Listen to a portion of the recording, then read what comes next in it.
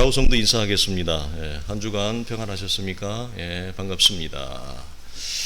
이제 오늘은 두문이라고 하는데 약자로 했습니다. 두 개의 문, 두 개의 길. 우리 2주 전에 나누었던 황금률은 산상수훈의 최정상이었습니다. 기억하실 것입니다. 이 산은 하늘의 영광과 신령한 경이로움으로 가득 차 있었던 봉우리였습니다. 주님은 당대의 제자들에게, 그리고 현대를 살아가는 또 다른 제자들에게 기독교의 신앙이 무엇인지, 그리고 그 신앙을 선물과 축복으로 받은 성도란 도대체 어떤 사람인지를 모든 정체를 산상수훈을 통해 다 보이시는 겁니다. 이제 오늘부터는 주님은 그 산을 내려오십니다. 내려오시면서 제자들에게 이렇게 말씀하죠. 얘들아, 내가 보여준 것, 내가 너에게 알려준 것 다 기억하고 있지? 그러면서 마지막으로 4개의 각기 다른 그림, 이미지를 보여줍니다. 이유는 어디에 있느냐? 마음에 새기기 위함입니다. 마음에 새기라. 산상수훈을 들었느냐? 그 안에서 너희가 무엇을 보았느냐 이 말입니다. 생명인 줄 알았느냐 이 얘기입니다. 진리인 줄 알았느냐. 혹자가 얘기하는 것처럼 산상수훈은 철학도 사상도 이념도 가치도 아니다. 산상수훈 안에서 너희가 무엇을 보았느냐라는 거죠. 그 본 것이 생명이었거든. 너희가 들었던 것이 진리였거든. 들은 것으로 멈추지 말라. 들은 것으로 족하게 여기지 말고 마음의 신비에 새기라. 이 말을 사랑하는 제자들의 손을 잡고 산을 하산하면서 주님이 각기 다른 4개의 그림을 보이면서 주님이 기억하도록 하는 것입니다. 4개의 그림이란 이런 거죠. 첫 번째는 우리가 오늘 나누는 좁은 문과 넓은 문, 문과 길의 경계가 애매합니다. 분명하지 않습니다만 좁은 문과 넓은 문, 이것은 구원을 얻을 자, 그리고 생명을 얻을 자와 생명을 잃어버리는 자를 담은 것입니다. 두 번째는 15절로 20절까지 거짓 선지자라고 하는 것. 이 거짓 선지자가 주는 영적인 의미는 뭐냐면 진짜인 척하는 가짜를 말합니다. 세 번째 이미지, 잘못된 관계성을 얘기하는데요. 이것은 스스로 진짜인 줄 알지만 실상은 가짜를 얘기합니다. 그래서 오해된 구원관이라 그렇게 말씀을 드렸죠. 그래서 저 뒤에 나오는 종말의 자리에 가는 25장에 가면 똑같은 형태가 또 한 번 반복이 되어집니다. 마지막으로 두 건축가의 비유가 나오는데요. 이것은 말씀에 응답을 하느냐, 즉 말씀의 생명에 반응을 하느냐, 그렇지 않으냐라고 하는 것으로 나뉘어집니다. 이 4개의 공통점은 무엇일까요? 첫째, 이것은 이제 그림처럼 이미지처럼 보입니다만 실상은 강력한 경고를 담은 내용입니다. 전부 강력한 경고의 메시지라고 하는 사실입니다. 두 번째는 진짜와 가짜를 보여줍니다. 진짜는 생명으로, 가짜는 사망으로, 파멸로. 그러니까 이 4개의 그림을 통해서 주님은 누가 진짜 예수 믿는 사람인가, 예수 믿는 성도인가를 사랑하는 제자들에게 마지막으로 체크하며 점검하게 하는 것이죠. 그래서 이 4개의 이미지에서 진짜와 가짜를 구분하는 기준점은 무엇일까요? 우리가 그걸 정확하게 아셔야 됩니다. 말씀을 듣는 자가 아니라 말씀을 따라가는 자입니다. 말씀을 듣고 참된 반응을 하느냐 아니면 반응을 하지 않느냐, 이것으로 진짜와 가짜를 명확하게 나누는 기준으로 주님이 제시합니다. 우리가 잘 아는 말씀이죠. 요한복음 10장에 주님이 나는 양의 문이라라고 하는 말씀에서 이렇게 말씀해요. 문으로 들어가라. 이는 양의 목자라. 문지기는 그를 위하여 문을 열고 양은 그의 음성을 듣나니 그가 자기 양의 이름을 각각 불러 인도하여 내느니라. 자기 양을 다 내놓은 후에 앞서가면 양들이 그의 음성을 아는 거로 따라오느니라. 여러분, 목자와 양의 관계성에서의 핵심은 뭡니까? 음성입니다. 반드시 양은 목자의 음성을 압니다. 그리고 목자도 자기 양의 음성을 압니다. 이것은 실제적으로 목회를 오래 해보면 목회 현장에서 반드시 구별되어집니다. 신실하게 목회를 하는 목사님이라면 이 말씀의 의미가 무엇인지를 반드시 체득하게 되어져 있습니다. 양은 목자의 음성을 알고 목자가 부르면 반드시 따라갑니다. 여러분, 양을 저는 가까이에서, 매우 많이 가까이에서 봤습니다. 우리 단톡방에 소개해 준 그 성경학교 제가 한번 영상으로 보내드렸죠. 그 앞에가 전부 양의 밭입니다. 수도 없이 봅니다. 하루 종일 봅니다. 1년 365일을 봅니다. 제가 별놈의 시험을 다 해봤습니다. 절대로 타인에게는 따라가지 않습니다. 저는 이 말씀을 경험했습니다. 반드시 목자가 부르면 따라갑니다. 이것보다 귀한 것은 없습니다. 이것이 생명의 출발점이기 때문에 그렇죠. 그러나 가짜는 듣기만 합니다. 가짜는 말만 합니다. 정작 목자를 따라가지는 않더라는 겁니다. 그럼 어떻게 하느냐? 자기의 길을 가더라는 것입니다. 요한 사도는 근본적인 원인을 명확하게 우리에게 제시하죠. 그래서 10장 26절 이하에 너희가 내 양이 아니므로 내 양은 내 음성을 들으며 나는 그들을 알며 그들은 나를 따르느니라. 왜 예수 그리스도를 따라가지 아니하느냐? 주님의 양이 아니라는 거예요. 여러분, 주님 앞에서 주님의 메시지를 들었던 자들은 12 제자만이 아닙니다. 훨씬 더 많습니다. 성경은 무리, 군중으로 그 표현을 대신하죠. 굉장히 많은 불특정 다수가 주님의 메시지를 들었다는 것입니다. 그러나 그 중에서 주님을 따라가는 자들은 주님에게 허락되어진 당신의 양만이 주의 음성을 듣고 따라간다. 사람은 저마다의 사정이 있습니다. 그래서 우리는 각자의 항변이 있죠. 그러나 가장 근원적인 원인은 바로 이 점인 것을 성경이 제시하는 겁니다. 현실에서 주님을 따라가지 않으면서 말씀을 듣기만 하는 자, 현실에서 주님을 따라가지 않으면서 말씀을 듣고 감동만 하는 자까지도 해당이 되어집니다. 주님은 산상수훈의 모든 것을 다 주님에게 다 제자들에게 공개했습니다. 그 마지막 결론에 있는 부분의 메시지가 뭐라고 나오죠? 많은 사람들이 이 말씀은 권세 있는 말씀이요, 우리가 들었던 메시지와 다르다. 그러면 권세가 있어요? 메시지가 감동이 있어요? 들었던 것과 달라요? 그러면 어떻게 하겠냐는 거예요. 그걸로 족하면 주님은 내 양이 아니다. 그렇다고. 내 양은 감동하는 것으로, 메시지가 다르다는 것으로 족한 것이 아니라 주님의 말씀을 끝까지 따라가는 자들, 주님과 함께하는 자들, 여기까지를 제자들에게 말씀합니다. 그래서 나의 음성을 들었으면 나를 따르라. 주님 이렇게 말씀하시지요. 길의 이미지는 여러분 우리가 알다시피 삶입니다. 우리가 길을 걷다가 두 길을 발견합니다. 각각의 길마다 보니 문이 있어요. 한 길은 얼마나 넓은지 많은 사람들이 그 길을 갑니다. 혹자는 이렇게도 얘기합니다. 이 길은 너무 넓어서 문이 존재할 수가 없다. 이렇게 넓은 길에 어떻게 큰 문이 존재할 수 있겠느냐.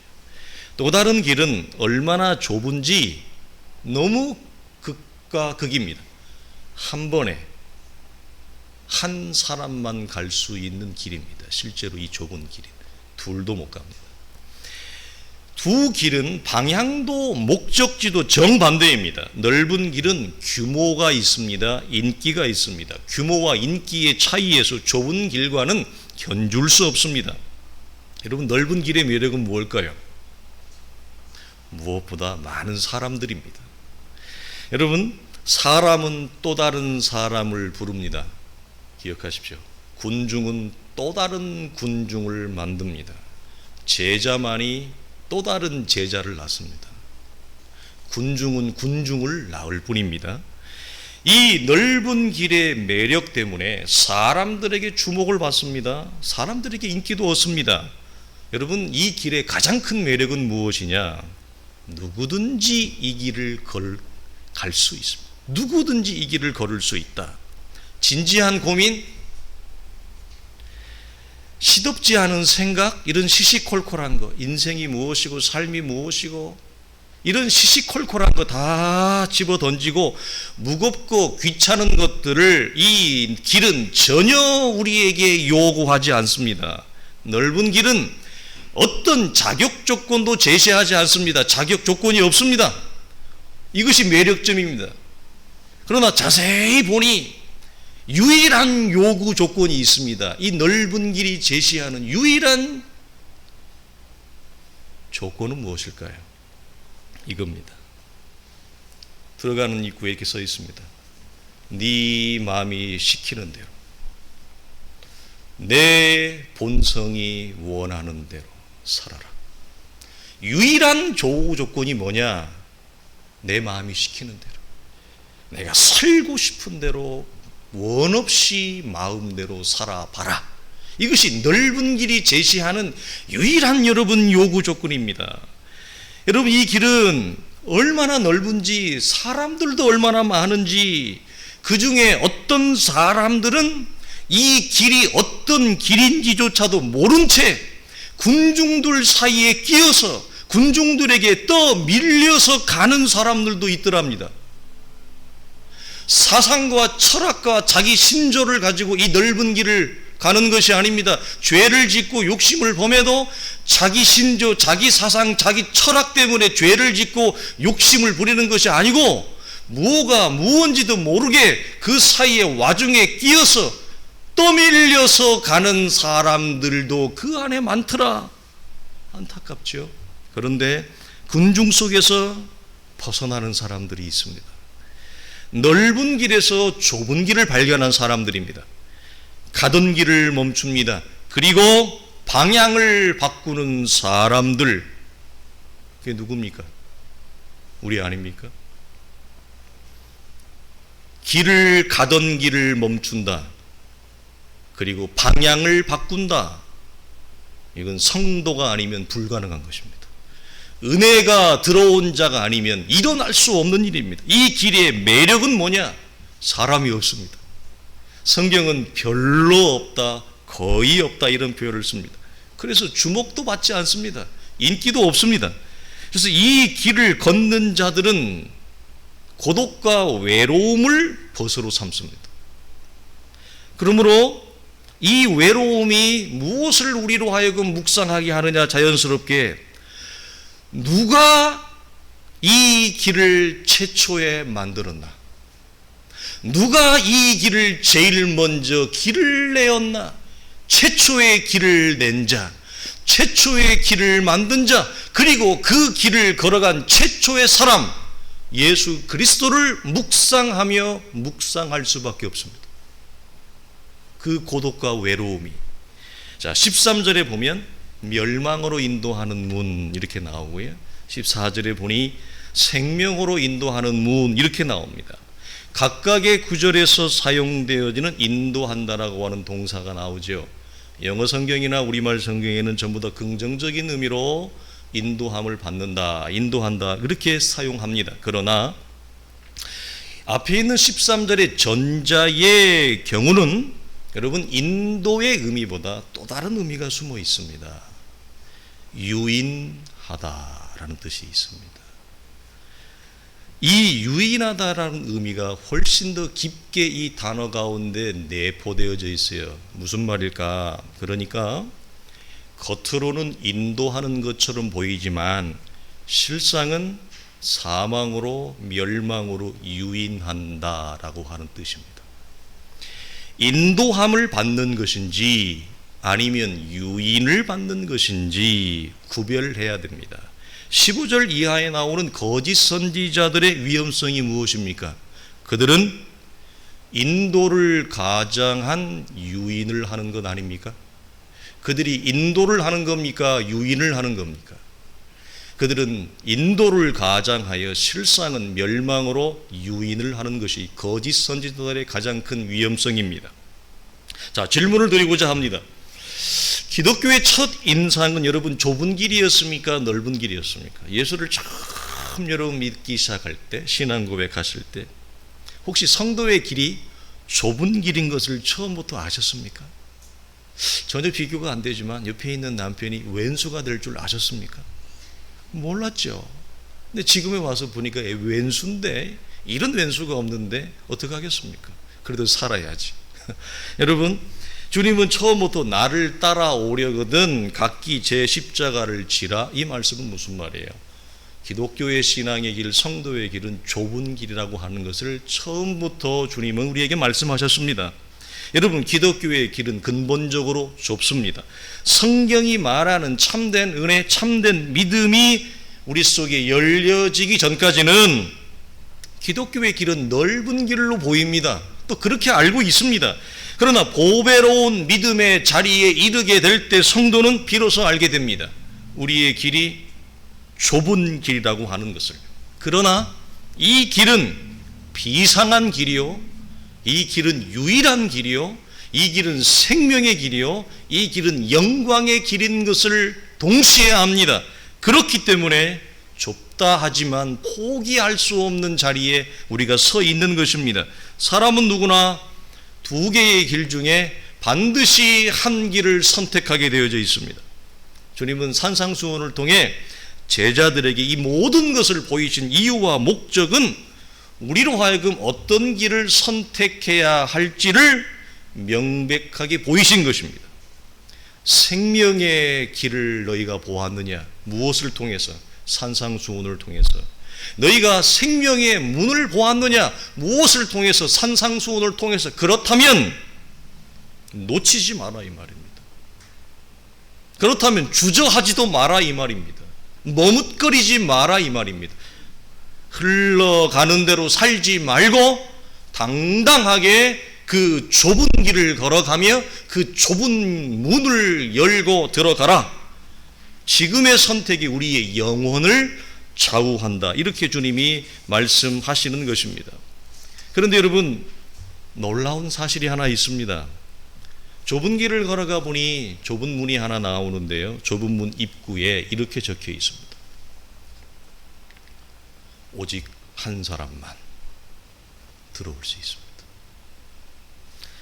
사랑하는 성도들이여, 좁은 길과 좁은 문이 가지는 영적인 상징성과 실제성은 무엇일까? 자, 이 문은 길도 너무 좁아서 한 사람밖에 못 가요.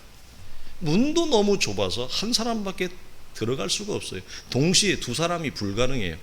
혹시 이런 문 보셨나요? 저는 유럽에 있으면서 이런 문을 봤습니다. 나무로 된 문. 이뻐요. 여러분, 사랑하는 남편도, 사랑하는 아내도, 심지어 우리 사랑하는 자녀들도 데려갈 수 없다는 말일까요? 그럴 수도 있습니다. 이 문은 오직 나 한 사람만 갈 수 있으니 내가 아무리 아끼는 사람도 품고 갈 수가 없습니다. 그러나 여기서 말하는 오직 한 사람은 누구일까? 그리스도 안에 새 사람을 말합니다. 옛사람과 새사람이 동시에 이 문을 들어갈 수 없습니다. 오직 한 사람, 그리스도 안에 새롭게 태어난 피조된 새로운 본성을 가진 구원 얻은 거룩한 생명만이 이 길을, 이 문을 통과할 수 있습니다. 옛사람이라 불리는 첫 창조 세계의 아담적인 본성을 가진 존재, 죄의 존재는 이 좁은 길을 걸어갈 수도 없고 이 좁은 문을 통과할 수도 없습니다. 사랑하는 성도들이, 첫사람의 본성은 두 길 중에 어떤 길을 택할까요? 당연히 넓은 길을 택할 것입니다. 그 넓은 길을 선호할 것입니다. 그러면 우리가 어떻게 해야 합니까? 이 길은 너무 좁기 때문에 한 사람을 놓고만 가야 됩니다. 심지어 자식이라도 놓고 가야 됩니다. 심지어 아내라도 놓고 가야 됩니다. 문 밖에 두고 떠나야 되는 격렬한 비극과 아픔이 있습니다. 사도는 골로새서 3장, 에베소서 4장, 고린도후서 4장을 보면 옛사람을 벗어버리고 새 사람을 입으라라고 하는 표현을 반복적으로 많이 씁니다. 이 모든 표현이 무엇을 의미합니까? 로마서 6장에 분명히 사도는 이렇게 얘기합니다. 우리가 알거니와 우리의 옛사람이 예수와 함께 십자가에 못 박힌 것은 죽음을 얘기하죠. 갈라디아서 2장에 내가 그리스도와 함께 십자가에 못 박혔나니 내가 산 것이 아니라 그리스도 안에 새롭게 지음을 받은 우리는 첫 창조 안에 태어난 육체적 본성인 아담적인 본성은 이미 그리스도와 함께 십자가에 죽은 존재, 사망한 존재인 것을 성경이 선언하고 이 위대한 구원의 연합과 역사를 우리에게 제시합니다. 분명히 기억할 것은 옛사람으로 상징되어지는 이 첫사람은 죽었습니다. 십자가에서 그리스도와 함께 이미 사망했다라고 하는 사실을 여러분들이 항상 마음에 새기셔야 됩니다. 그러므로 이미 죽은 옛사람과 동행하면서 좁은 길을 갈 수는 없습니다. 이미 죽은 옛사람과 동행하며 좁은 문을 동시에 통과할 수는 없습니다. 사랑하는 성도들, 우리가 넘어지는 주된 이유 중에 하나가 무엇이냐? 동행하지 말아야 될 사람과 동행하는 것입니다. 그게 뭡니까? 우리의 옛사람과 동행하면 반드시 죄 가운데 넘어집니다. 우리의 옛사람을 뒤에 놓고 문 밖에 버려두고 가야 되는데 그 옛사람의 애착에, 그 옛사람의 끈질긴 구애에 우리의 마음이 약하여 그와 함께 더불어 동행하는 이유 때문에 우리가 죄 가운데 넘어지며 갈등하며 고통해합니다. 사랑하는 성도들이여, 이 옛사람은 우리에게 손을 내밉니다. 여러분, 오늘 아침에는 혹시 내밀지 않으셨나요? 교회를 올 때는, 예배를 드리는 중에는 이 옛사람은 항상 나에게 여러분 손을 내밉니다. 구애를 합니다. 그러나 기억하십시오. 결코 그 손을 잡지 말라. 그 옛사람의 손을 내밀어서 마음이 약하여 그 사람과 손을 잡으면 반드시 영적인 부작용이 생깁니다. 반드시 죄의 유혹 가운데 넘어지며 죄 가운데 빠지며 영적 갈등, 영적 전쟁을 하게 된다. 그럴 때마다 우리는 무엇을 여러분 기억해야 됩니까? 바울이 선포한 위대한 그리스도와 함께 십자가에 이미 죽어버린, 그와 함께 연합하여 이미 사망해버린 옛사람을 여러분 반드시 묵상하시고, 그 옛사람 가운데 그리스도의 보혈로 인한 새로운 피조물이 내 안에 탄생되어졌으며, 그 새로운 존재가 바로 구원의 생명이며, 그 새로운 존재가 하나님의 자녀라고 하는 위대한 사실을 묵상하고 곱씹고 내 영혼을 향하여 선포해야 됩니다. 여러분 반드시 기억하십시오. 하나님의 말씀을 기억하십시오. 기억해내십시오. 그리고 묵상하십시오. 그리고 이 영혼을 향해서 십자가에 이미 죽었다라고 하는 위대한 선포를 사도들이 선포하는 것처럼 내 영혼을 향하여 선포해야 됩니다. 그러면 죄 가운데서 훨씬 자유롭습니다. 이 인식과 이 하나님과의 관계성이, 연합의 관계성이 커져 갈수록 우리를 넘어뜨리려고 하는 수없이 많은 우리 밖의 죄의 요동과 유혹과 영향력에서 상당한 자유함을 여러분이 경험할 수 있습니다. 그러나 나와 완전히 밀착되어져 이것이 죽어있는지 살아있는지도 모르고 구별도 구분도 없이 이 옛사람과 옛 존재와 동행한다면 우리는 여러분 이 좁은 길을 믿음으로 승리하며 걸어간다고 하는 것은 너무나도 벅찬 것입니다. 왜? 사람이 한 번 넘어지는 것은 괜찮아요. 두 번 넘어지는 것도 괜찮아요. 그러나 세 번, 네 번 넘어지고 실패하고 좌절하는 것이 우리의 몸 가운데 배어버리면 그것 무슨 말입니까? 죄의 습성이 우리 가운데 완고하게 자리를 잡으면 넘어지는 것이 일상이요, 실패하는 것이 일상이요, 좌절이 일상이요, 원망과 불평이 일상이요. 그러면 더 이상 우리의 양심은 죄 가운데 쓰러져도 아무런 영적인 자각을 하지 못하기 때문에 한 번, 두 번 넘어지는 것을 우리가 너무 긍휼 어린 눈으로 바라보시면 곤란한 것입니다. 여러분, 반드시 우리는 두 본성 사이에서 갈등을 한다. 그럴 때마다 십자가에 이미 연합된 죽음을 기억하라. 그리고 반드시 묵상하며 선포하십시오. 여러분 해보십시오. 입 밖으로 여러분 주의 말씀을 선포해 보십시오. 여러분의 영혼을 향하여. 사도가 고린도 교회에서 이렇게 얘기하지 않습니까? 내 영혼아 어찌하여 낭망하느냐, 어찌하여 좌절하느냐. 위대한 성군 다윗도 내 영혼아 어찌하여 내가 하나님을 낭망하지 아니하느냐. 우리가 사방으로 우겨싸임을 당해도 당하지 아니한 것은 이걸 전부 다 묵상하며 선포하는 것입니다.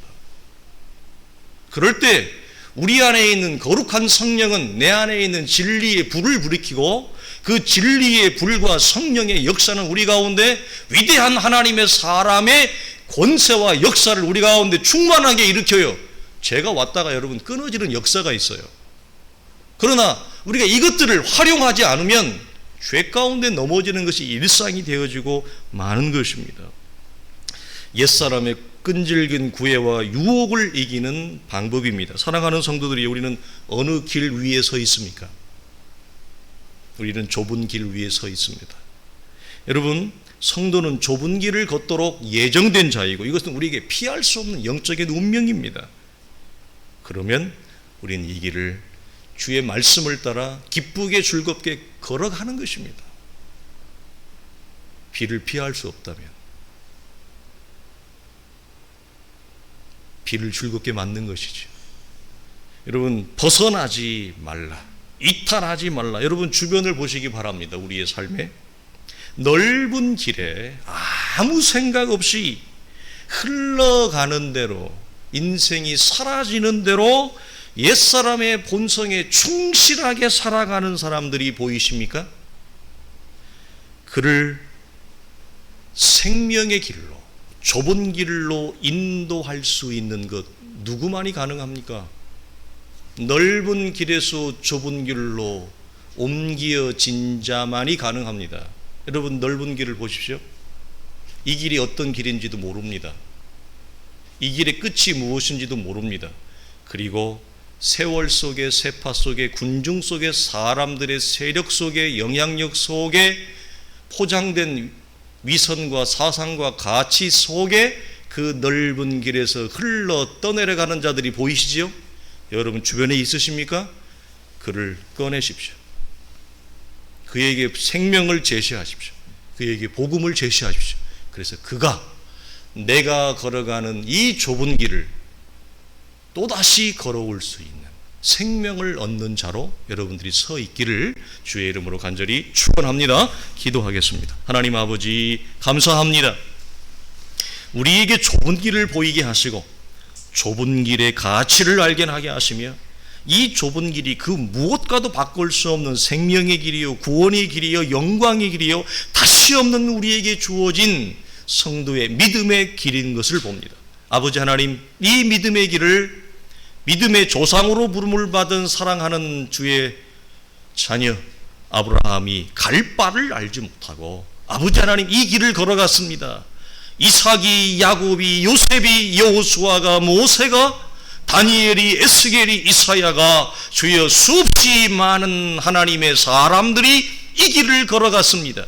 우리 앞에 구름같이 둘러싼 허다한 증인들이 있다 하였사오니 주여, 우리의 믿음의 선구자 되신 예수 그리스도를 선봉으로 수없이 많은 당신의 자녀들이 이 길을 걸어갔고 우리 또한 이제 이 길을 걸어가고 있습니다. 걸어가신 하나님, 이 길을 걷는 자들 속에 주어지는 말로 다할 수 없는 하늘의 신령한 은혜와 영적인 권세와 특권이 우리 가운데 있습니다. 그러나 외롭고 고독합니다. 아무도 알아주지 아니하고 아무도 주목하지 아니하고 아무도 우리를 쳐다보지 아니합니다. 그렇기에 우리는 주님을 쳐다봅니다.